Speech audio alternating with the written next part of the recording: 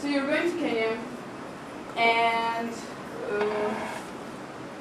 in Kenya, the idea is that this is a project-based course, and it's all projects are interdisciplinary projects, something to do with computational, with something to do with biology. So the mix can be different. It can be different mix. It can be, a biological question answered using computational techniques, or it can be a computational question with applications to biology. So, for example, a program for automatic identification of zebras, individual zebras from photographs, it's a computational question fundamentally. How do you identify objects in a photograph, in an image? But it's applied to a specific domain of zebras, recognizing individual zebras, rather than face recognition or fingerprint recognition or something like that. On the other hand, so the project, maybe I should first connect. So first of all, before then we get to the project, there is a website. So I should send you guys the website to the class. Oops, I should really not do this. Right.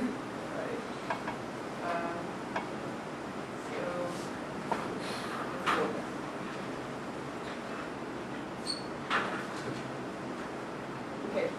So there is a website. The class has a website. This is pictures from last class. There's some description, so you guys can get some idea of what's going to be going on. So in order for these projects to be interdisciplinary projects, we kind of have to get a common background. So we have to establish common vocabulary. Hopefully after today I'll convince you a little bit of what role computation plays in scientific research in general, in scientific exploration. And to be able to talk, we need common vocabulary, we can need a little bit of common background and understanding of each other's domains, sort of the ecology and biology, more broadly biology and computation. And the type of techniques that are available in both, and the types of questions that are available in both fields.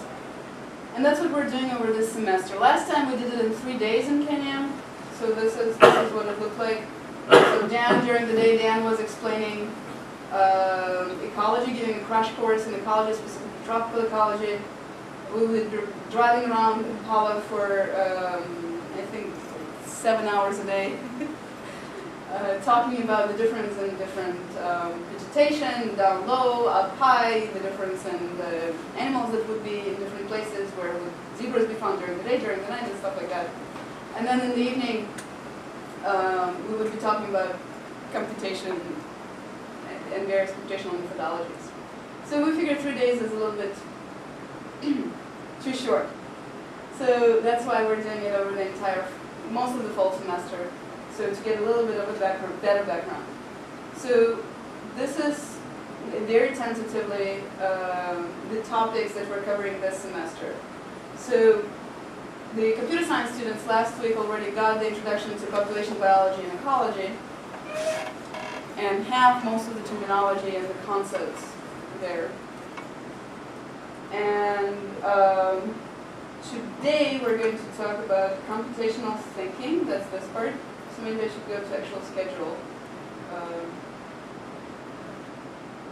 Right, so today we're going to talk about computational thinking as it's applied to ecology. And next week, Sanjeev Arora, who is from Princeton Computer Science Department, who is a computer science superstar, is going to, and he teaches a course in Princeton on computer science for non-computer scientists. So he's going to talk a little bit more about computer science for non-computer scientists. So you'll go more in depth about things like formalizing computational approaches to problem solving. And then over the course of the semester we'll talk about machine learning, which is statistical machine learning specifically, which is essentially agnostic, hypothesis-free statistical analysis, evolutionary game theory, agent-based modeling, network analysis, not necessarily in this order, but definitely on November 16th, because that's the only day that Ian can do it, collective decision-making. And we'll talk about visualization. So another instructor in this course is faculty from Electronic Visualization Lab, Jason Lay. And we'll give you maybe a little bit of a virtual tour of EVL too. So we have several people from Electronic Visualization Lab. These are the people, so we are now in the space of Electronic Visualization Lab. This is it's a premier Electronic Visualization Lab in the world.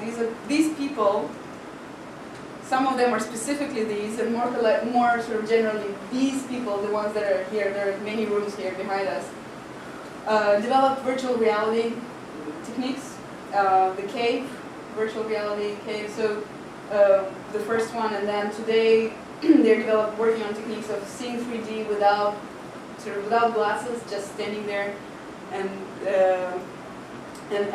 seeing the 3D landscape, for example, of Mars. They work with NASA on visualizing the NASA missions and deep Arctic explorations and deep ocean exploration missions. So they know how to work with scientists too. They also, one of the first projects that was done here by one of the founding members of the Electronic Visualization Lab, Tom DeFonte, who worked with people in movie industry and artists, real artists, was how many of you know Star Wars, the movies, right?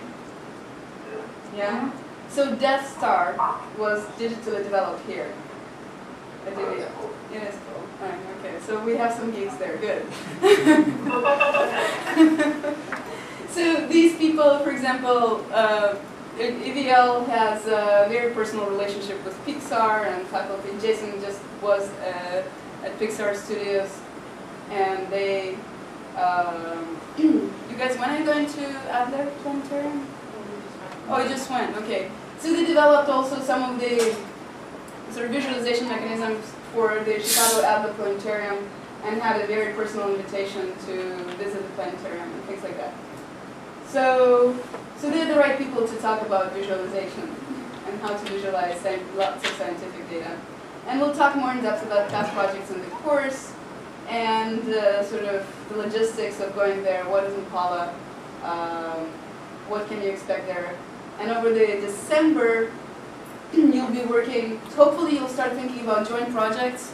So each project, one of the conditions of this course is that each project has to have computational and biological component to it. So ideally each project has both a biologist, that's you, and a computer scientist. More than one, it looks like. Right. So over the course of the project, hopefully you'll be thinking already throughout the next 2 months about possible projects, possible questions, and the combinations of techniques and biological questions that can be done. But in a more focused way, over December, we really start getting into teams and sort of proposing projects. So we also can think of what kind of equipment, what kind of stuff we need to take with us to Kenya, so we can hit the ground running. Because overall, we're going to be there 3 weeks total. That includes coming to Kenya, coming to Nairobi, getting to Impala, settling in, and going back. So each Nairobi to Impala and Impala to Nairobi takes a day, essentially. So we have just over 2 weeks of real work time to collect the data, do some preliminary analysis, and then do some data collection. Do you have any questions so far? Do you have any questions so far? They've heard the speech already, which is why I'm talking mostly to you guys. So, do you have any questions? No. You're just shocked because you thought you just taking tropical ecology. I have a question. Yes. It says here on the schedule that on the 12th there is a class only in Princeton, so we are skipping that week, or we are attending to? No, so next week it's going to be, so this is mostly for Princeton, yes. Okay. But we are still meeting. We are still meeting here? So it's going to be perhaps a brief meeting for us. This is going to be sort of just the overview introduction of computational thinking for non-computer scientists, right? So just like Princeton guys didn't have to be present during the whole ecology for for non-ecologists. I suggest, and this is purely suggestion, that you guys do come to the beginning, so there is common terminology, so you kind of know what they're, the stuff that you can expect from them to know. Yeah, makes sense. But in general, yes, this is next week is mostly for you guys. Okay. So also on the website. There's the wiki, which we're updating. This is leftovers from last time, but so you can see all the students kind of from last time. There were more biologists than computer scientists last time, but this time it's the other way around. And there's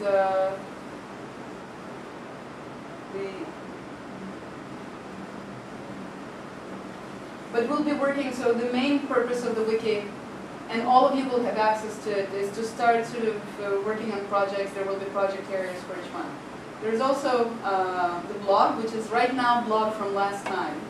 So you can see all the fun parts of last time. But we'll continue the same blog for this year. And sort of keeping track. From now on already, you guys can start, we'll give access to everybody. All lectures that we have video posted on the website. So there's already video from the introduction to ecology. You guys can see what was there last time, what they know, just like they will know what you know. I think this also is recorded, right? This one. So it is recorded. I will never look at it again myself.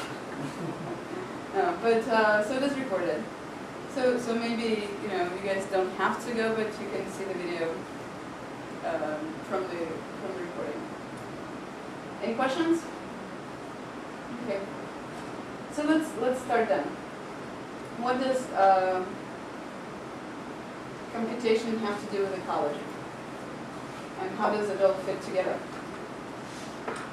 So normal scientific process, the way kind of it happens. You have a question that you have a burning desire to answer. For example, why do animals do what they do? It's not a very specific question, right? It's a very broad kind of question. And there are many possible ways that you can answer this question, right? But all scientific exploration starts with some curiosity. Why is the sky blue? Why do animals do what they do, right? Why do these, when I mix this stuff together, why do they go boom, right? So you can instantiate this question in many possible ways. And the ways you instantiate this depends on the available tools, your domain expertise. So if you ask this general question of why do animals do what they do, if I asked you guys, you as biologists, and if you would instantiate it in very different ways, right? You can ask, why do animals go wherever they go? Why do they? That's one way. That's if you have sort of background in mobility and resource use, you might instantiate it in that particular way. Why do they go where they go? Why are they found in particular locations? Right? That's sort of a more landscape or resource use, resource-oriented kind of question, answer to the question. Instantiation of the question of why do animals do what they do. A behavioral ecologist might ask a movement question, but then ask, why do they behave in a particular way? Why do they fight? Why do animals fight and why do they groom each other? And why are they nice and why are they aggressive? So that's another version of the question, why do they do what they do? Right? A geneticist may ask questions of do different types of behavior, are they inheritable? So how does genetics control different behavioral patterns or different actions or different things that animals do? So maybe we should, have that exercise and try to instantiate that question in different ways, going around your guys' table. So Adam, let's start with you this time, still. How would you instantiate a question? Because I'm sure in your research you have instantiated and you will instantiate the question of why do animals do what they do in a particular way. So, does it have to be specific to animals? No, that's a serious, just for this example? Okay. For this particular example, yes, that has to be specific to animals. May include humans, but humans are animals. Okay, my specific question would be, why do you get certain grazers in particular plant communities in the Serengeti? Okay. So that would be a resource kind of specific classical ecology on this question, right? How do resources, the distribution of resources affect animal Yeah, and mainly the feedback, how do you model positive feedback? That's what I... Oh, you're already kind of going, you're going here and here, right? Oh, sorry. Right, so no, which is good. So that kind of really demonstrates of how the scientific process of how we go from a question to an answer in a scientific process way. So, but your instantiation of the question is maybe in a broader sense of how does resource distribution, how does the availability of resources affect animal, where the animals go? Yes. Okay. Yeah, next. I guess my question would be, how do you count for the persistence and coexistence of animal populations in the landscape over time? So this is about collective behavior, right? I'm sorry, I will learn your names by the next time, but what's your name? Jacob. Diego? Jacob. Jacob, okay, I didn't hear it even, okay. So Jacob. Oh, behavior question. Oh, it has to be a behavior question. No, it doesn't have to be a behavior question. We're trying to instantiate this, very broad question of why do animals do what they do, right? So in your case, the do part ended up being behavior, coexistence, right? And did you say competition or? Yeah, well, but I wouldn't call that behavior necessarily. It's I don't know which biogeography essentially. It's not Okay. a behavior question. Okay, great. So what was that about species? Question about species composition? Sure. Okay, so for the benefit of maybe computer scientists, right? If you were really instantiate that question of why do several different species, why are several different species found together in a landscape? Can we make that in that kind of concrete way? Yeah. Okay. So the why do animals do what they do in this case is why do these different species exist together versus others don't, and why do they exist in this landscape? Yeah. So if you were going to answer this question, if you were really seriously, going to answer this question, how would you go about sort of designing your experiment, and how would you, what kinds of tools would you, intellectual tools, would you look to start answering that question? I guess there are sort of two broad approaches that you might think about using. One would be a sort of broadly comparative approach where you ask about different species assemblages and try to pinpoint in sort of a mechanistic sense, or even just a large pattern-based sense, what sorts of differences you tend to see and perhaps why. Or the other approach would be to go in with a very sort of experimental attitude and perturb a community in some way and try to tease apart mechanism based on the response to the perturbation. By perturbing community, what do you mean by perturbing community? It could mean all kinds of things. It could mean anything from, fertilizing it, to cutting the forest down, to decreasing the size of a patch of habitat, to, an experimental warming plot. These are all sorts of things that are pretty... Yeah. To perhaps, if you went to the drastic way, removing some species from the composition, or adding. I don't. That's certainly drastic in the sense of sort of. It feels drastic morally. I'm not sure how drastic it is in actually. No, but there are experiments, right, where you can withhold restrict the movement of certain species so they don't interact with the rest of the... Right, so I guess I'm just saying, I'm not sure that's such a drastic experimental perturbation to make. If, when you're dealing with a single species out of many, there's often redundancies that you do tease apart when you make those sorts of small perturbations. Okay. Can I ask a question? I don't want to take us too far off track, but to what extent can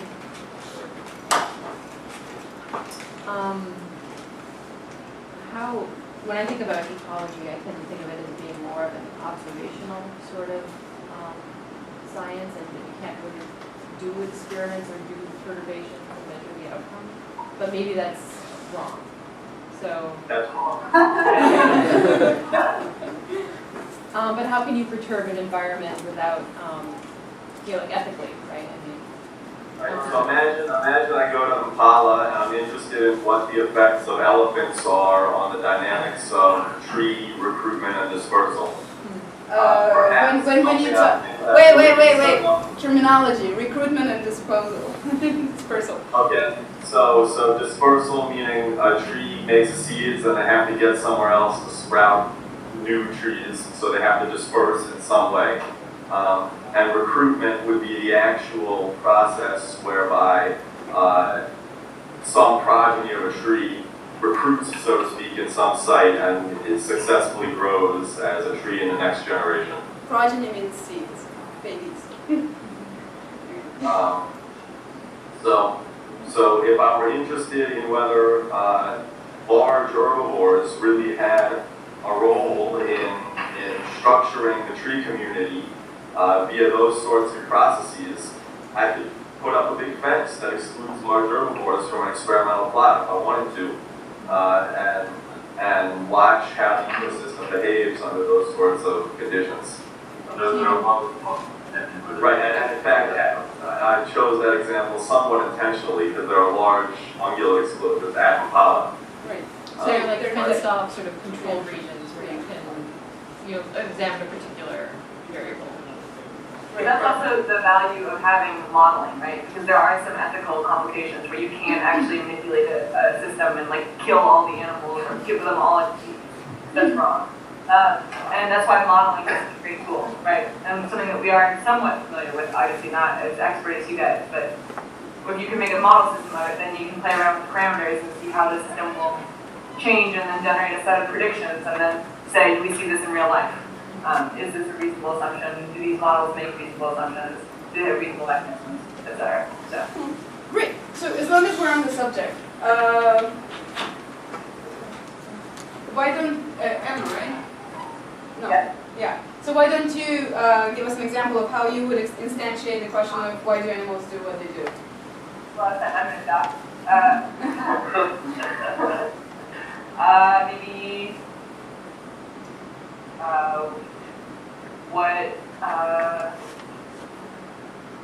what factors promote lions hunting as a group as opposed to individually? Okay. So right. So why do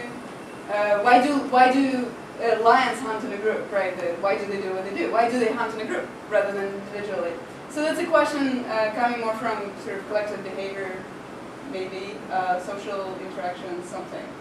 So your different backgrounds clearly affect, how you instantiate those questions, and of course availability of data. If you're going to ask questions about lions, you're going to go to Kenya or to Africa. You're not going to the Arctic because the data on lions are not available there.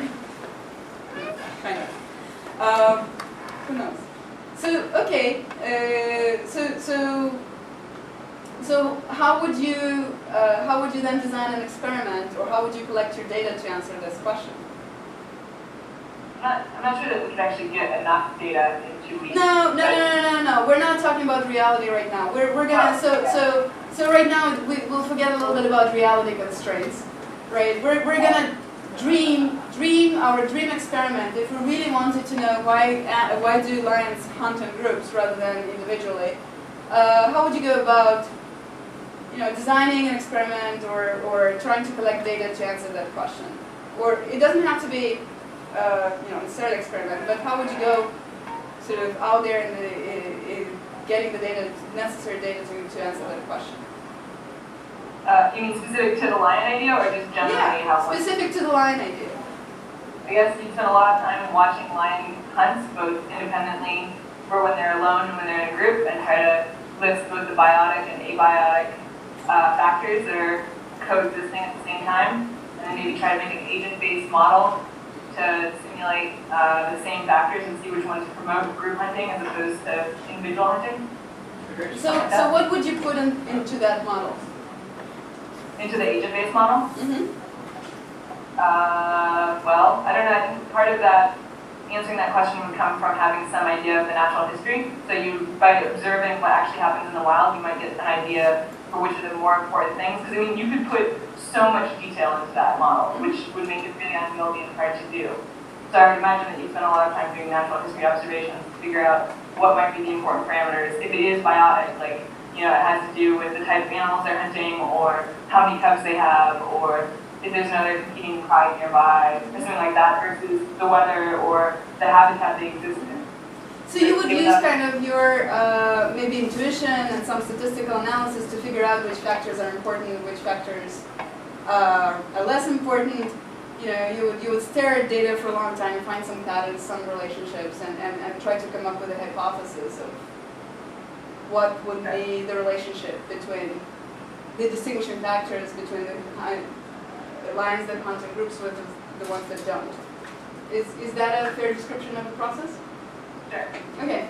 So this is a very, and I'm sure if we continue going around the table, each one of you guys would come up with some version of that question, which you would,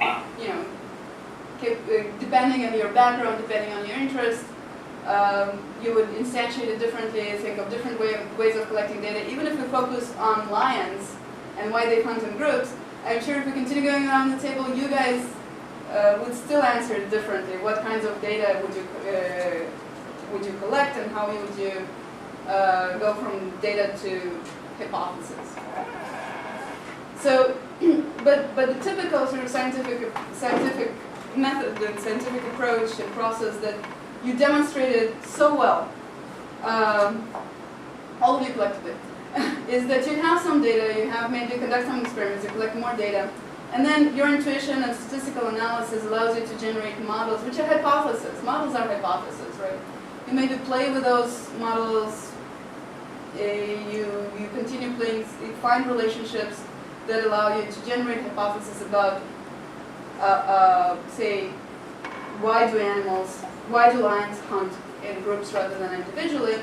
And then, once you have those, you perhaps conduct more experiments or collect more data, and that allows you to differentiate between the null hypothesis or between and your hypothesis that you put forward, or several different hypotheses, and you see which one is more sort of likely in reality. Hopefully, some of these hypotheses generate some predictions, which you can then go and test in the field and see if that were indeed true. If this is the reason why lions hunt in groups, then you should be able to observe maybe groups of a particular, if this is the reason that lions hunt in groups, that you should observe groups of particular compositions that say maybe have more females, more juvenile females, sorry, more mature females and few juvenile females, rather than the other way around. And so that's a prediction generated by your hypothesis of why lions hunt in groups. So then you can go back to the field and collect more data to see whether that prediction holds water, which would support or reject your hypothesis. Right?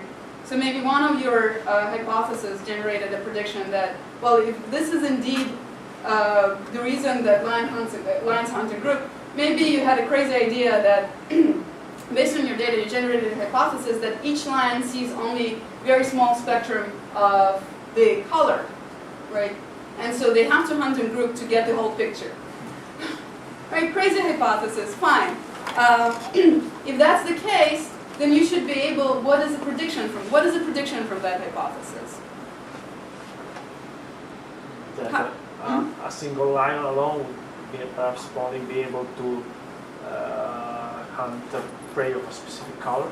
Right, so then somehow you should be able to say that a single lion only would focus on a particular color spectrum and would only see the world in that color spectrum and should not be able to see anything of different color spectrum or differentiate. And you could go and show to lions, like, squares of different colors and see what, whether the reaction is different. Maybe a little bit dumb, but pretty straightforward. Okay, so that hopefully then your field analysis, your field experiments would reject your hypothesis. That the reason lions hunt in groups is because they see the world in increments of color spectrum. Okay, and so in general, in science, we never actually answer the original question with 100% certainty. We cannot come back and say, here is for sure the reason why lions hunt in groups and not individually. The best we can do typically is come up with enough evidence that says, well, it's plausible that this is the reason why lions hunt in groups. It's very likely that this is the reason, but not for sure this is the reason. Because maybe, 50 years from now, somebody else will collect different types of data and reject your hypothesis. But one of the things that the way sort of the scientific process works is you put these hypotheses forward, and you have more and more evidence to support your hypotheses. And it seems likely, but nothing is 100% sure. The only thing that is sure is that you can on occasion reject your hypothesis because it generates some predictions that data just do not support.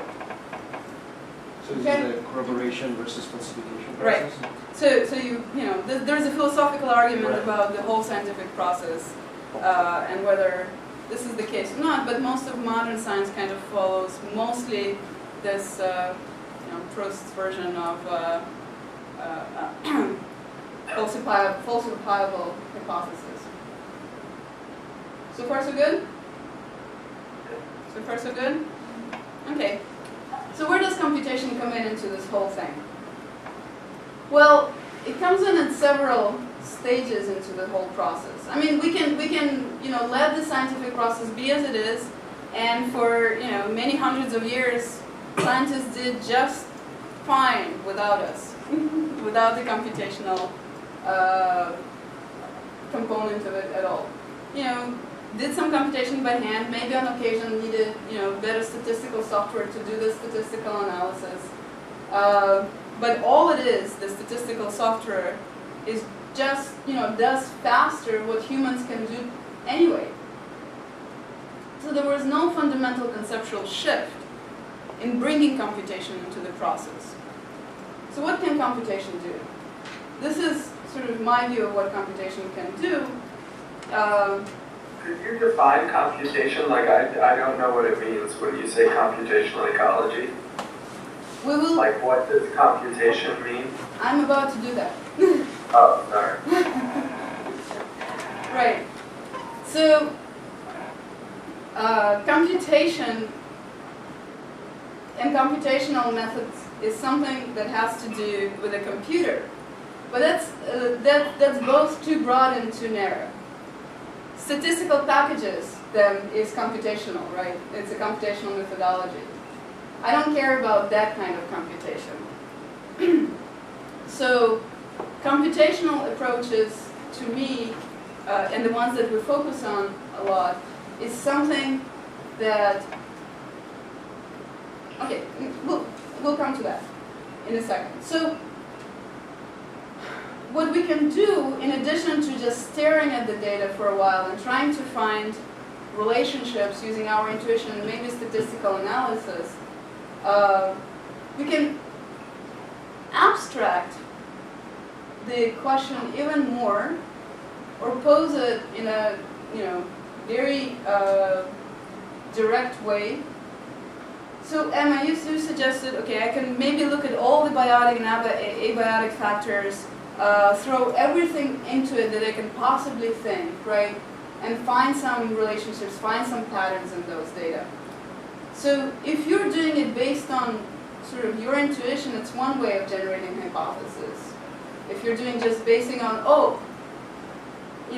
these seem to be important factors from my knowledge of the natural history, from my knowledge, from my understanding of the ecosystem, from my understanding of the process. That's one way of, and domain expertise is very important in this, to find those patterns, to find those relationships, to find the important factors that affect behavior. The other way of doing it, perhaps, would be to say, okay, here are all the possible factors. Is there a way to find all patterns, all relationships between hunting in groups versus all these other factors, right? So, and then from there, is there a way, without, me looking at it, without my knowledge of the natural history, is there a way of finding then which factors affect the behavior, the result in group behavior versus the ones that don't result in group behavior? So one could envision an experiment where you collect those data on group behavior and with all the biotic and abiotic factors on all different species of predators that hunt. Those who hunt in groups versus those who don't hunt in groups. Those who hunt in large groups versus those who hunt in small groups.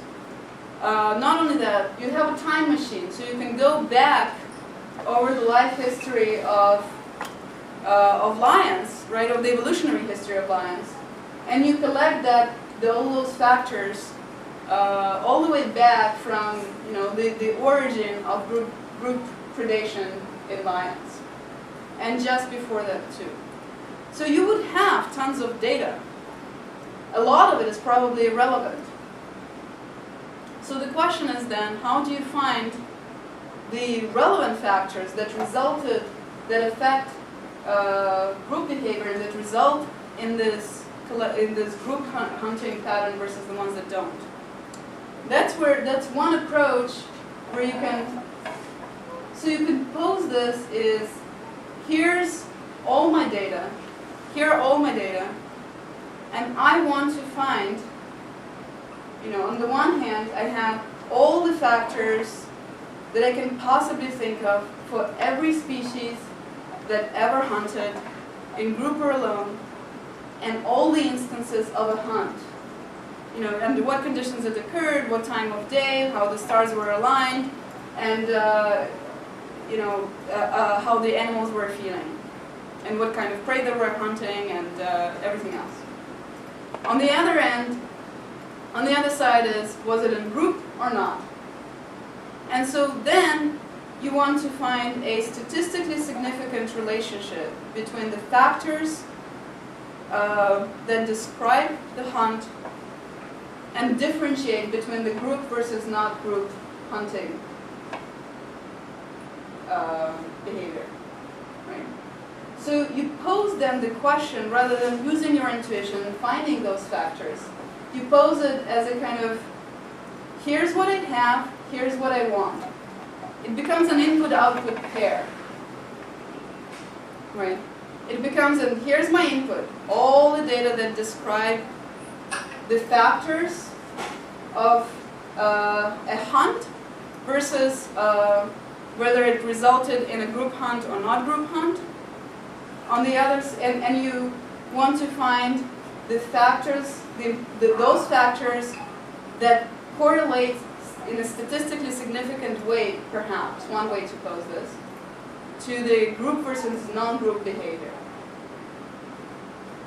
So you specified both what you have in terms of the input and the data, and what you want to find in those data, right? So now, once you have that, once you have this input-output pair, we can then perhaps design a way to a computational way, and in this case I mean on a computer, in a principled algorithmic way, to go through all those data and find those relationships, statistically significant relationships, factors that result in group versus differentiate between group versus non-group hunting behavior. So there are two things here. Computers can only do what you ask them to do. So you have to tell them, I want from these kinds of data, these kinds of questions, these kinds of patterns, this is what I want to find.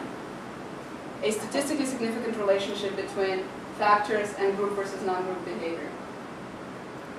The other thing that happened here is there were lots of data and computers could do it without knowing anything about the natural history. But implicitly you did bring the knowledge about the natural history there, the knowledge about the population, because you said, here are all the factors that I could care about, possibly. Right? The particular shade of green on the grass doesn't really matter, so I didn't collect information about it. On the other hand, you also said, I care about group versus non-group behavior, hunting behavior. So that's implicitly, you're bringing the knowledge of what constitutes a hunting behavior, or what constitutes group versus non-group behavior. That's where your domain constraints come in, and that's where your abstraction of what does it mean to differentiate between group versus non-group behavior comes in, because you pose it as a statistically significant relationship. Right? So once you've translated your domain expertise and your question into those sort of mathematical terms and posed it as an input-output pair, we can then use design sort of algorithms, programs, and let me pause here for a second. So you guys, the Princeton side, when you hear the word algorithm, what do you mean? What do you see? What do you think? So it's sort of a formula for, when you see this, you do this, when you see that, you do the other thing. So either in animal behavior or in computer science, I think like an if statement or for loop. Okay. Anybody else? Like a recipe. Yeah. Instruction, yeah. Right. So if you look in the dictionary, then an algorithm is a set of instructions, step-by-step instructions that achieve a particular outcome. Okay? So a recipe a cooking recipe exactly is an instruction, is an algorithm. You guys, do you have examples? Hmm? What, sorry? Hmm? No, Examples of algorithms? Of algorithms. like outside computer science? Or Outside computer science. Well, a very simple algorithm. The algorithm. Can you hear? Well, an algorithm that you're probably familiar with is the algorithm for long division, which is taught in grade Yeah. school. If you have to divide numbers with more than a digit, you know how how to do long division, right? That's an algorithm. You know, isn't the Long division, right? you know the Long division. the dividend, the Okay, long division is okay. Okay, so that's an algorithm. or Anything else? I had to fix my tire today, so I had to fix my flat tire, and I had a little piece of paper in my patches box that told me step by step how to do that. So tire patching is a bicycle, hopefully, not the car, right? That's one. Yeah. So Instructions. a set of instructions, right? So IKEA comes with an algorithm for building. IKEA furniture comes with an algorithm for building your bookshelf. Hopefully, you follow it. Hopefully, everybody who uses it will come up with the same outcome. Not always the case, but hey. So it's a set of step-by-step instructions that achieve a particular goal. So for mostly when we talk about computational approach, it means algorithmic approach. Something not only something that can be done on the computer, but also it's a sort of algorithmic step-by-step way of solving, of going from the input to the output. So it implies that you have that specified input-output pair, and there is an algorithmic way of going from the input to the output. The outcome of this approach then. Sorry, you're a little bit crackly over here. Can you move the microphone maybe? I know it's the wrong place. Yes. So you said that it was crackling? That's better now. Yeah. Better. Okay. So I think it was the fan of my computer. So the outcome of that process, and in a minute we'll come back to this, it's not the answer to your question. And, you know, in computational biology, it often comes that, you know, we think that you solve the problem computationally, you solve the problem, this is it, this is the answer. It's not the answer to your question. When we reconstruct evolutionary trees, right? So there is the whole phylogeny reconstruction, big part of computational biology. Here's a set of extant DNA sequences of extant organisms. We want to reconstruct build a phylogenetic tree, you know, under maximum likelihood of parsimony assumptions. It's not, we don't know that that's the actual phylogenetic tree. It's not we don't know that the actual evolutionary tree, right? It's a plausible explanation of those data, but short of having a time machine, we'll never know that that's the true answer.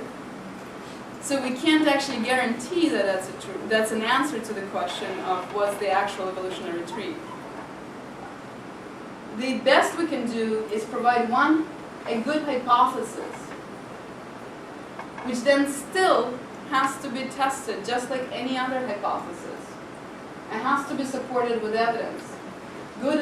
The big advantage of computational approaches is that they typically are particularly good at generating predictive models rather than only descriptive or explanatory. Then they actually computational approaches are particularly bad at generating explanatory models at all. Humans generate explanatory models. Computational approaches generate descriptive or predictive models. And so if you have then this model, it's a hypothesis which you can test. Just like anything else. So it's just one more way of going from your data, from your experiments, from your trying to answer that question to a hypothesis that hopefully answers the question. So is this like the model that Ella was proposing, where you predict behavior based on an agent-based model? Is that the same So kind of thing? agent-based model is another way, it's one particular computational approach, right? So, Okay, mhm. but like that was the idea that you sort of make a model that makes predictions and then you go into the field and you test those predictions using experiments. Actually, in agent-based modeling, you create the model. So computer doesn't generate a model there. Computer generates data, which is a hypothesis coming from your model. When you use agent-based modeling, you're the one who puts the model into it, right? So you already, so in fact, agent-based modeling is not a particularly great example of computational approach of solving, of answering a question or generating a hypothesis. It's probably, I you disagree, okay. It's a tool. The field has gone way beyond that. Ian, we can't hear you. Could you come closer to the microphone? The field has gone way beyond that point of just making toy models. Nowadays, what we do is we extract the interaction rules from the data, and there's a recursive feedback between agent-based models and the data. So we can, in unbiased ways, we can actually extract the interaction rules from real data, implement that in a simulation model, and have this closed feedback loop. So it's as hypothesis testing, I think, as many of these other hypotheses. Another point I want to make, I have to go sit. Anne told me this run till 6, but the students tell me it runs a bit later. But I double check, definitely. I have a meeting at 6. No, I know that you're backstory. The other caution I have with this idea of just taking lots and lots of data and looking for correlation is, well, I can find a correlation between climate change and the number of pirates. Make a very strong predictive model that as the warms, the number of pirates on the planet is going to decrease. And it's very predictive, but it tells us nothing because I've got the wrong variables and there's no cause and effect. So I think it's very dangerous to sort of take automated techniques, take lots of data, and then find statistical correlates, because you will find statistical correlates. I absolutely agree with you, Ian, and I actually don't disagree at all. In both cases, first of all, it generates a hypothesis, so you still have to test hypothesis. Certainly, machine learning, which is what this approach of taking lots of data and finding statistically significant relationships, and we'll talk about machine learning, is only one way, one particular methodology of doing it, and you have to use it with a lot of caution. It doesn't tell you what's good relationship, it just tells you a statistically significant relationship. It doesn't produce anything in terms of explanation of your data. It just finds the patterns. Right? So I totally agree with you that. And the other part about agent-based modeling, the modeling itself, right, doesn't extract the rules. What you use to extract the rules is a step beyond the modeling, the agent-based modeling. So I totally agree with you there again. That no, we use the technique of adaptive force matching, which is exactly embedding the agent-based models into the data set and extracting the rules. So rigorously testing hypotheses I can explain this to you. And I hope you do it for everybody else, because we actually have on this side, so Alessandro is coming from the AI background, and sort of that. Maybe I can talk a little bit about that on the decision-making. Right. Like how the computational techniques we've developed that allow us to actually extract interactions without bias. Right, and that's a perfect example of, so if you just, create an agent-based model by just embedding your particular, you have a model in mind, you create an agent-based model that simulates that model and let it run for a while and see what if, that's very basic use of computation, but not a very, perhaps, you can get more creative, as Ian, you just pointed out. You can use that as a basis and see what you did not put into that model explicitly, and whether that model tells you something more beyond what you put into it explicitly, and that's where you generate hypotheses using that computational approach that you still kind of have to test outside of sort of. So your microphone's backing up again? The microphone? Okay, is acting up again? Is this better? This better? I don't know. Yeah. Okay. And we'll talk about a variety. So this, agent-based and extensions of agent-based modeling and automated reasoning and artificial intelligence and machine learning. Those are some of the examples of computational approaches that kind of come into this process and create a different way of going from data to hypothesis, and then ultimately to plausible hypotheses that answer your questions. So, yeah, are you still there? Or you kind of have to go. So, is that something?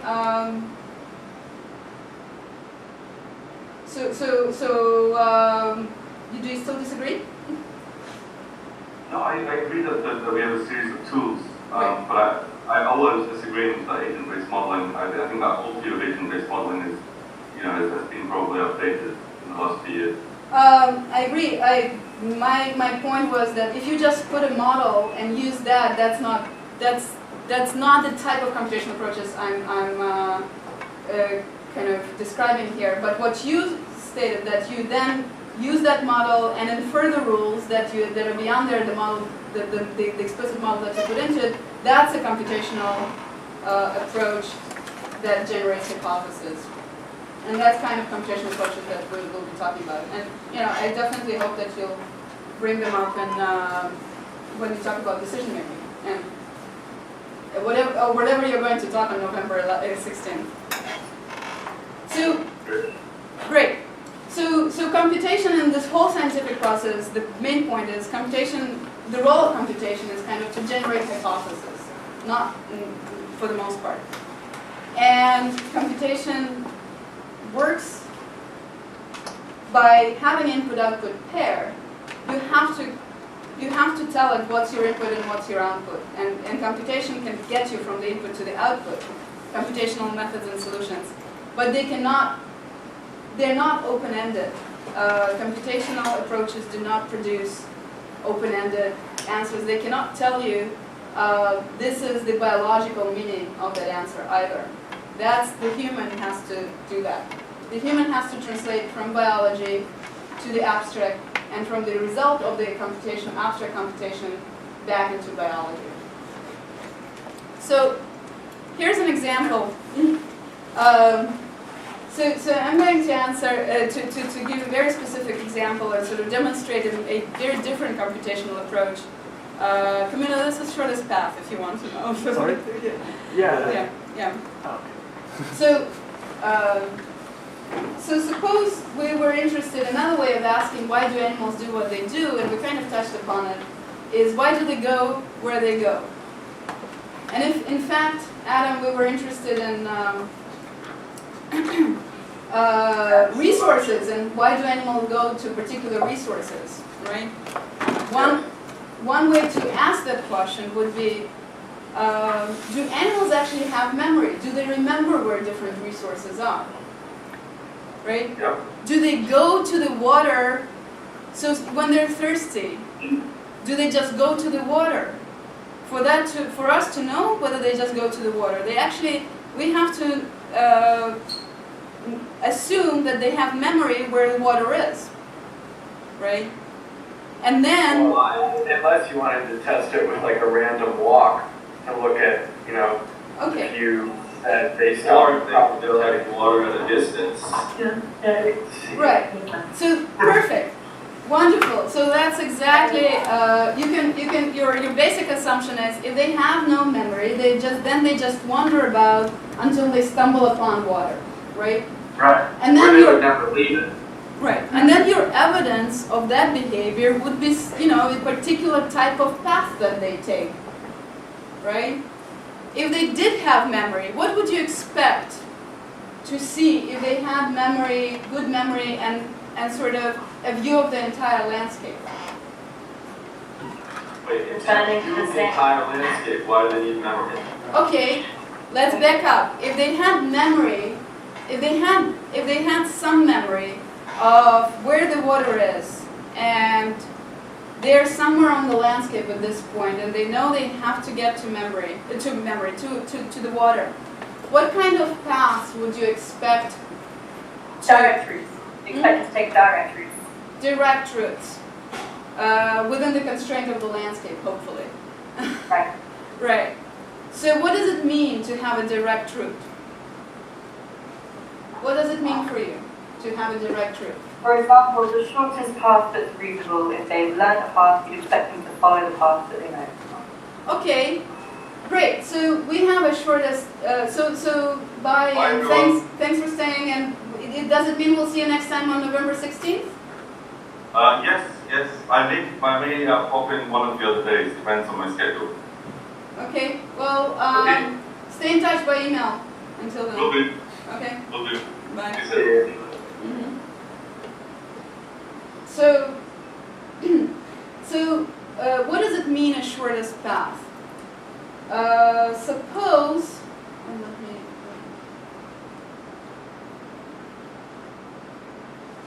suppose you have kind of, these are different locations that, animals spend a lot of time. Not only that, these are kind of the different ways that you almost have to go through. So these circles, you can only get, we have this very particular landscape where maybe there are mountains and whatever in between, and they're just narrow paths from one point to another. And so these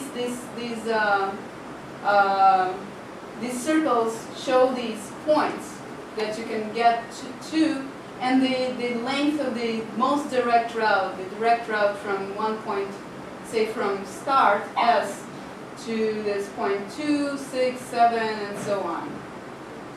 Okay? And then the water is somewhere there. And so these numbers are the length of those direct paths.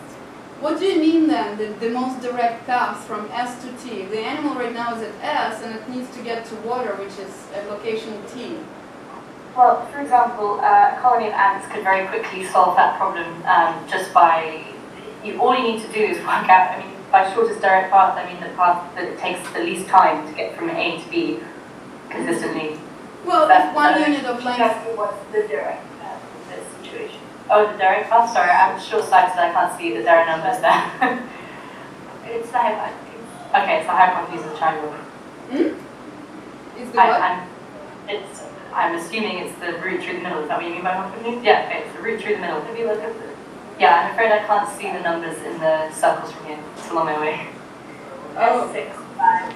Oh, Did I say that out loud? I can't see. oh, okay, so maybe. The most direct route from S to T is going S, 6, 5 to T. Is that what your question was? Oh, no, it's not 7 to T. 7 to T is shorter? Is this better? Ooh. That's What do you 15. Add up the numbers. Okay, yeah, you see that they're distance measures? Okay. Yeah. Traffic. Yeah, they're distance measures. Okay. Scale. They're not They're just spatial. not to scale. No, it's not to scale. These are just, this is, let's say it's not distance measure. This is how long it would take to traverse this particular part of the path. Maybe it takes, the path is so precarious here that it takes a long time to go through from here to here, but you can really zip through, from here to here in 14 minutes versus this would take you 13 minutes to go. So if those are the time units, what would be the most direct path from S to T then? 7 to T. Through 7. No, It's that's 2, 3, T. Yeah. Oh. If you add it up, you know, it's 52 all the way around. Versus Okay. 55. Well, okay, suppose you're the animal that starts here. What would be your kind of... So if your animal is an ant, sure, we can just send them, just flood them, right? Just everybody, each part of the colony will go there, then they'll start exploring, then you go there. From here, whoever came here will split and so on. So whoever gets fastest there, hopefully they also have a memory of how they got there. What if you're a solitary, what if you're a reasonably solitary zebra and you're starting at S? How would you get to T? Well, if you've never been to T before, then you're going to have to do it by trial and error a few times before you learn the route, no? Okay. So that's a, suppose you remembered, suppose you remembered that there is a very fast way of getting, you don't remember the whole thing, but the fastest way of getting to here is through 6, not through 2. Okay? So and that's as much as you remember. How would you proceed from there? Well, so one question is whether I even have the conceptual apparatus to know that it's better to go to 3. You know, what sort of spatial map do I have at all? Right.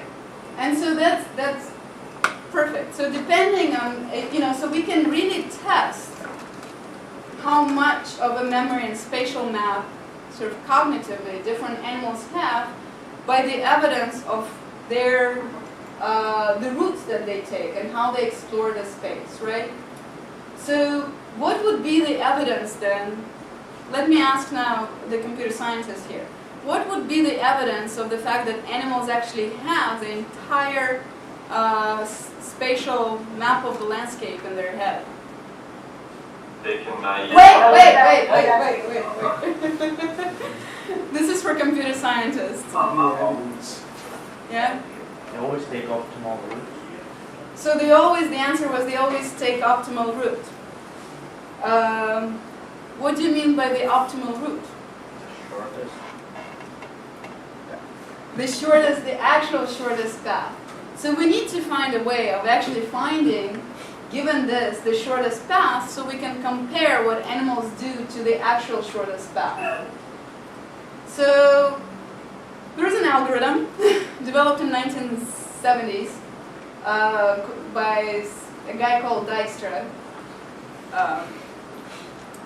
who was a Dutch, who was from Netherlands but ended up in University of Texas, Austin. It's a famous algorithm taught in every introductory computer science course. In fact, I just taught it 2 weeks ago to my introductory computer science algorithms course.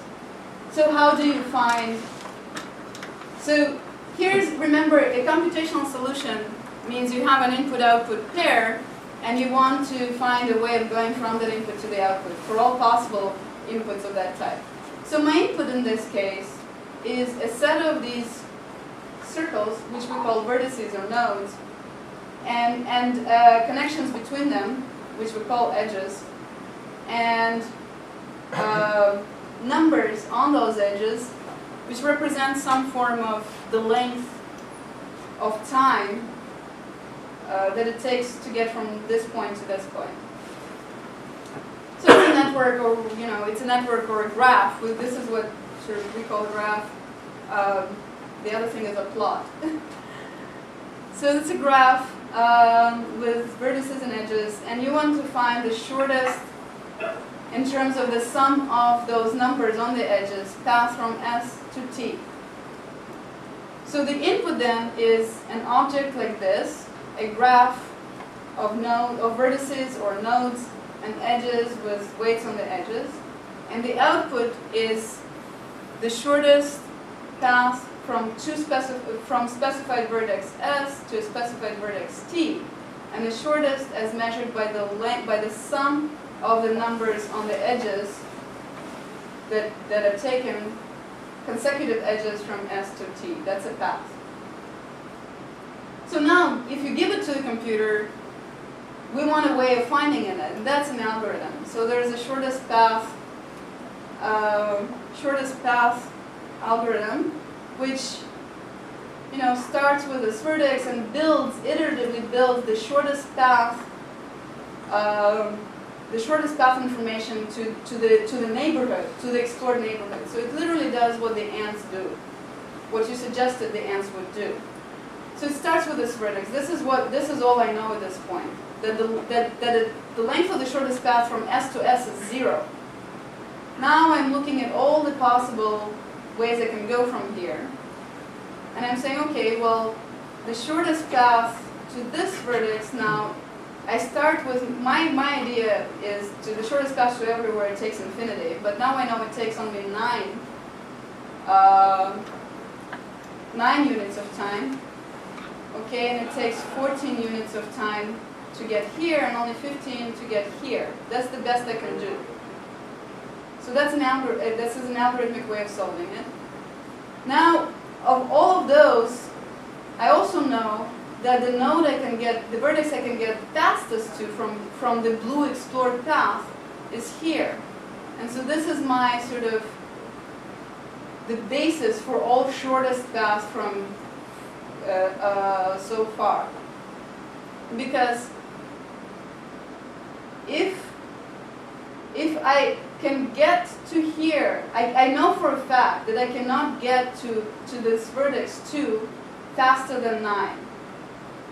I may be able to get faster than 14 to here and faster than 15 here, because maybe I have another edge from this vertex of length 1 that will bring me here. But I know for a fact that I cannot get faster than 9 to here, because it would have to start also from S, go somewhere else, and have a shorter than 9 path to that other intermediate vertex. So this is how we prove, and we have to typically prove, that with the computational solution that we provide actually works.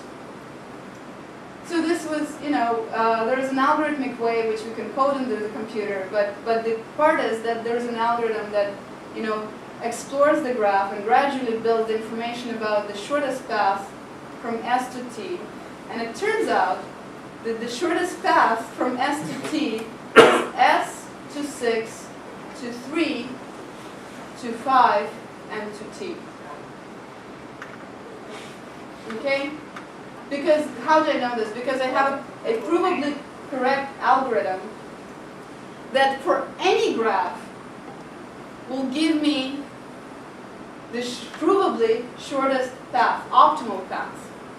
Can I ask you a question? Absolutely. How do you, when you're writing this algorithm, how do you constrain it to, these different paths when it's tallying them up? How is it not taking, just minimum distance? Maybe that's a silly question. Because there is a particular property, so it keeps on this kind of blue region. And what is significant about this blue region is that the length of the length of the path from S to every vertex in that blue region is in fact the true shortest path. And it maintains this invariant at every step of the algorithm. And and the way it extends this blue region guarantees, provably, you can prove it mathematically, provably guarantees that whatever you add to it, when you add a vertex to it, it's guaranteed to have the shortest path from S to T. So now, I have now all the vertices here, 2, 6, and 7, provably this 9, 14, and 15 is the length of the shortest path to them. Okay? So far, so good. Yeah. Now I can look at every edge that sticks out of this blue region, right? And those are the possible vertices that I can reach from in the next sort of step of the exploration. And I can say, okay, well, if I take, so I can reach vertices 3, 5, and T directly, right? Yeah. So I think what Adam is asking is, how does it interpret the graphical form, or do you actually have to give it the distances? Can it read the picture directly? Is I think what his question was. Great. Oh, maybe abstraction. there is a data. Okay, it's a great question. How do we translate from data to representation of data in the computer? So, what the internal representation of this kind of data is called data structures. So there are data structures, and there's a whole sort of research that goes into how do you design good data structures that allow you to represent a picture like this, and then how do you construct algorithms, design algorithms that use those data structures to execute, sort of to answer questions about these objects. And there is more than one way to represent this particular picture in a computer, from a matrix form, which will tell sort of, the matrix will be of all vertices by all vertices, each row and each column is a vertex, and an entry in that matrix, ijth entry will be, if exists, the length of the edge from vertex I to vertex j. That's one way of representing this. There are a couple of alternative ways, and in fact, the data structure that is the most efficient for this algorithm is not the matrix data structure. It's you would have a list of all the vertices, and from each vertex you would just have sort of a set of pointers that will link all the other vertices that are directly reachable from that vertex, together with the length of those edges. Okay. Right. Thanks. Okay. Right. And so this is an example of sort of the algorithmic approach. The computer doesn't know about the fact that you want to test something about the memory and cognition of animals. But once you pose this question, as in, what's the shortest path? If I know this landscape, then it can answer it. We can design algorithms, right? So now it will produce the shortest path. Moreover, you can ask a computer, what would be the shortest path if I only can hold not the entire landscape, but only the immediate neighborhood in my memory, right? Because for this shortest path, the algorithm, the computer had to have knowledge of the entire landscape at all times, kind of thing. So what if the memory is not sufficient? What if I constrain the memory? What would be my shortest path? What's the best I could remember? What I could do? Computer can answer that question as well. And so now you can really... What that question is. So if it can only remember one statement at a time, that's common. Then we're going from A to B to C. Get them? Okay. So instead of remembering the entire graph, the entire network of roads, what if I can only remember at any point just the things that are sticking out immediately of like one vertex? Only one, the one that I'm currently in, and nothing else. And if I want the information about everything else, I have to backtrack, always. Okay? And I can't remember at all. Once I come back to the same vertex, I can't remember what I had before. So can I still find what kind of path would I have then? It would be a very different answer, and computer can find it, right? Because you constrain the resources, you constrain what information you can use at every step of the algorithm, and it would be still an algorithmic solution, and it can find the best shortest path within those constraints. And you can compare that shortest path to what the animal is actually doing. And so you can ask what that would tell you, different constraints on memory and different constraints that you can put on what possibly the animal can remember, from just the immediate information to the entire landscape. And comparing the optimal computational answers to what the animal is doing, you can find the best match between the memory constraint and the path that the animal is taking. And that would provide a hypothesis. So now let me ask you, what kind of a hypothesis? I'm asking the computer scientists because that's sort of, I'm hoping that you guys, biologists, can answer that question easier than computer scientists in this case. So I'm asking the computational questions I'm asking of you biologists, and I'm asking the biological questions I'm asking of the computer scientists. So we learn how to talk to each other. So suppose I've gone through this exercise, right? I've found all the optimal paths for each level of memory constraint. And now I go back to the field and I see what kind of path the animals are actually taking. So what is the hypothesis then that they would generate using my different shortest path algorithms?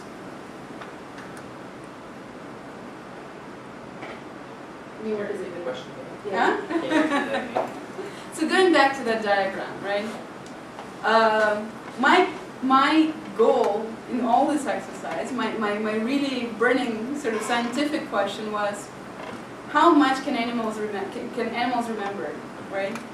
How much memory do they have? How big a view of the landscape do they have? And the data that I can collect is what paths do they take. Maybe I can make them really hungry, or I know when they get, thirsty, or I know when they get thirsty. And so then I'm assuming that at that point they're going to water from wherever they are, and I can see what path they're taking to get to water. So now, how would I use my computational tools of being able to find the shortest path for each level of memory constraint to answer the question of how much memory of the landscape, how big of a view of the landscape do animals actually have? So we can go to the algorithm and make it forget, for example, or make it remember only the last 5 information. So we can go to the algorithm and modify it to make it remember the last 5 pieces of information, or the last 5, let's say, patterns that the animal has taken, and test this algorithm on the same data that we have with animals. If the algorithm and the animals have the same, produce the same results, basically, then we say the animal remembers 5 locations. No, we don't say that the animal remembers 5 locations. That's exactly the thing, right? That's where we have a hypothesis that the animal probably remembers only the 5 locations. Maybe the animal remembers much more by stations. Right. Or maybe it got lucky. Maybe it remembers less, but it kind of got lucky, right? Wait, to rule out the lucky issue, you just have to carry out a statistical analysis Of what? many observations, many animals. So you need to go and collect more data on more animals, right? And to do this process over and over again. And then you would have many animals that took many times these different paths, and you can see how much memory what's the best memory constraint that matches their paths, right? And then you could do statistical analysis about the significance of those matches. Does that make sense? Does that make sense, guys? Yeah, it makes sense over here. Okay, yeah. So this is an example sort of using the computational, a very different non-statistical computational analysis to answer a very biological question. So to do this loop from the data to the hypothesis through the computation. Okay? So what time is it actually? 5:21. Okay. So maybe this is a good place to pause and to stop this. The one thing about shortest path, I just want to give an example. So you can actually conduct these kinds of experiments, and they were conducted. The thing is, as humans, we often are very bad at finding the actual shortest path, even though we have the whole view of the entire landscape, the whole view of the road, of the network of the roads. And you yourself you saw just how difficult it actually is to do that in this particular example, right? When I asked you, what is the shortest path here? Nobody actually saw this one, right? The S to 6 to 3 to 5 to T. It's not a trivial task. Humans are really bad at that. The scale does confuse you. Right. So the scale is confusing. We also tend to have more sort of local approaches. It's hard for us to actually have this global approach of finding the global shortest path because we are very strongly, and there have been experiments that have been done on humans, we're very strongly influenced by local information. We tend to look sort of for okay, well, maybe a path that has two edges is a good one. So we compare this to maybe this and maybe that. And it's been shown in many different instances that for problems that require global optimum, humans are particularly bad at finding those. We really look for local solutions. So one example of finding a Particularly bad compared to what? what? Particularly bad compared to what? To computers, for example, to algorithmic approaches, to algorithmic solutions that actually find the true optimum. So, in terms of the shortest path, in the 1960s, a radical sociologist, Milgram, who worked at Columbia University, conducted this experiment where, oh, you know that one, right? Oh yeah. Oh yeah, okay. Do you know the Milgram's experiment, guys? No, so he, Bridges and islands. no, so he Milgram tried to figure out how connected, sort of how socially connected humans are in the entire population of the United States. So he sent these envelopes, 100 envelopes, to people in South Dakota, if I'm not mistaken, or somewhere like randomly chosen in the middle of nowhere. From his point of view, it was South Dakota, and the envelopes contained instructions that they had to be routed, eventually delivered to a lawyer in Boston. But you can only make this delivery at each time. You can only hand this envelope or send this envelope to somebody whom you know on a first name basis. Right. Right. And so people did this, and at the end, these envelopes actually did reach this lawyer in Boston. And Milgram was shocked and surprised, kind of, to find that these envelopes took at most 6 hops. Right. And so that's kind of the 6 degrees of separation came. So there was this concept that people in the United States are separated by very short paths, very short social paths in this network, social network of that would be like this, but social network of human connectedness, of somebody you know on a first name basis. And it dominated human psyche for a long time. That really truly, the 6 degrees of separation, that humans are connected by very short social paths. Right? Guys, by the Princeton side, right? Right? No. Here's Here's the piece of information that is often omitted from this description. Only 13 out of the 100 envelopes actually came to Boston. Were they stopped because people were too lazy to send them on? Because that would happen. So we don't know. There are many problems with the experimental design, right? There are many problems with the experimental design. So isn't the problem, sorry to interrupt you, but I think, isn't that the problem that we don't know what person to send the envelopes to next? There might be a path to that envelope of that person that's not right. the same. So there are many problems. One is that we don't know the actual, we don't have the map of the entire social network of the United States, so we cannot do the routing to find the social path, the shortest path. The other problem is that that humans are lazy, the experimental design is bad. Not everybody follows the instructions. But the experiment was repeated with and the experiment was repeated on Facebook, and there was the 6 degrees of separation. And it turns out that 6 degrees is not the true number. The number is actually much bigger than that. So because there are long shortest paths. In fact, there are some humans are just not connected. Period. So the length of the shortest path is infinite. So it depends on the system, right? So I mean, the whole of America is going to be different from the whole of the world, which is going to be different from the Princeton EEB department. Exactly.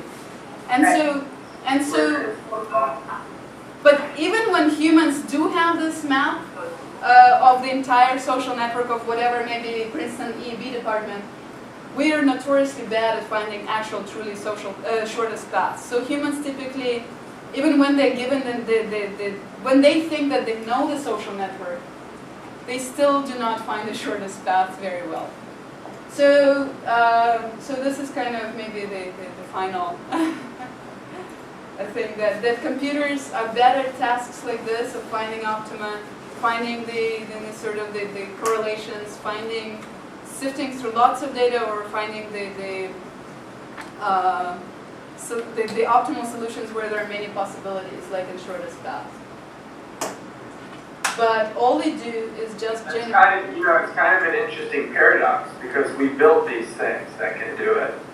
Right. It's like, no, I'm serious. We created these algorithms that can calculate it and figure it out. So obviously the capacity is there. I just think the fact is that, we don't need the shortest path. We're not like, I don't think that our behavior needs to be optimal. Wait, hang on. Can I just ask a question, bringing it back to field ecology generally?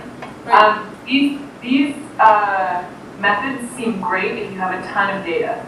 Field ecology and ecology in general is known for the fact that we have to do a lot of things outside and things get really messy, especially with field data. We don't get very much. The reason we have to be here for 5 years for a PhD and we have to start this summer is because we have to collect data. And we won't have enough data to do anything if we don't start right away.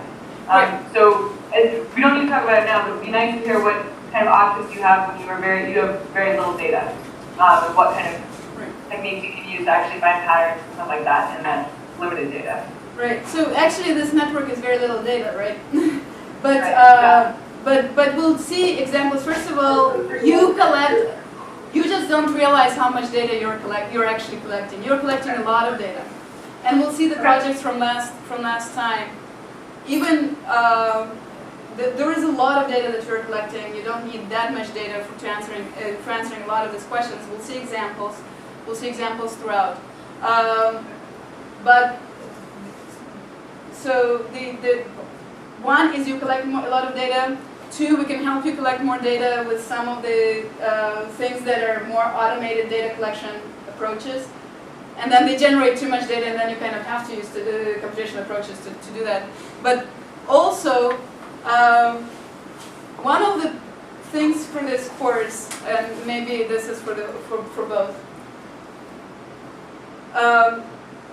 when biologists and computer scientists typically get together, there is this view that biologists, so computer scientists typically have a tendency of viewing biologists as pet data collectors, while the biologists have the view of computer scientists as pet programmers. So one of the big outcomes from the course is that, and as these computer scientists will tell you, all computer scientists have gained a lot of respect for the data collection process. Well, hopefully, and yes, we have it on video. The biologists have gained respect for the sort of computational approaches for answering questions that go beyond just coding up things. Also, biologists like to do more than just data collection as well. No, absolutely, right. And so there is this, and I think good things happen only when there is mutual respect for the expertise of sort of each field with the ability to communicate across the fields. And so one of the big outcomes for me, at least from this course, is seeing that sort of happen and seeing how the different expertise can come together to produce knowledge which goes beyond the ability of any one field on its own. So that's great. But yes, I mean, we have a lot of respect for data collection process, and field biology in particular, the data collection process is intense, which all of you will see in Kenya. So you have to think very well before you collect those data, and you guys are used to it, you Princeton guys are used to it. What data are you actually going to collect? Because most of the time you get one shot at doing it. And Victor can tell you how miserably it can fail. Yes. And Carrie can tell you how messy it can be, even when you collect a lot of data. Yep, always. Right. How, so it's not a matter of quantity, it's not a matter of quality, it's a matter of really sort of thinking of what's the question, how you're going to answer, what kind of data you need for answering it in that particular way. Right. Okay? Yeah. Well, any other questions? I don't think so. I think we're. We should get started, start using the wiki or. Right, we should, to have mutual communication. Right. So Alessandro is our webmaster. So he maintains the website, so updating all the videos and stuff like that. But he also wiki will kind of give you the information about the wiki. So Alessandro and Chayant is natural to natural people because Chayant already has administrative password for that. Yeah, no, because I think that if we want to start thinking about the project. Right. So if we want to start thinking about the projects that we might want to do, maybe not necessarily, but it is likely that the suggestions may come from Princeton's side, from biologists, because they have to propose a problem, and maybe someone of us that is interested can say, oh well, I have an idea about that, and blah blah blah, and maybe start building our teams and all that. So I think that the sooner we start, the better it is. So I think that, yeah, we might set up the wiki and give access to everyone. I mean, We have a wiki. It's set up. Can It's you set up. make an email list that we're all on? Yes. Like a Gmail chain or a group that we can all join? That'd be yes, we great. communicate through wiki and through email as well. We have all of our emails all together. We have an email list, but we actually are going to insist on either wiki or Google Docs. Okay. And the reason why it's just email is not good enough because you lose the trail very quickly. And I was saying it like as in addition, so that we're able to contact everybody. oh yeah. That Like on a quick, email is kind of instant. yeah, the email list instance, yes. Yeah, but why don't you collect your emails and I send have it. I'll send it. Oh, all of them. All of their emails. Yes. Also, do you have somewhere that's listed exactly what kind of facilities we have? We have no idea about what we can and can't do. Like, no clue. Zero Yes. clue. And right now a lot of us have to go do stuff. We have other commitments we gotta go to. So is there a way we could get access to this online or talk about it next time or something? Yes. Yeah. So the website itself, if it has under the logistics. We'll collect information about Impala. Impala has description of its facilities. We'll put things up there, maybe of what kinds of stuff. Actually, whatever equipment you can dream of, we probably can think that if this That's not true. That's no way. this far in That's true.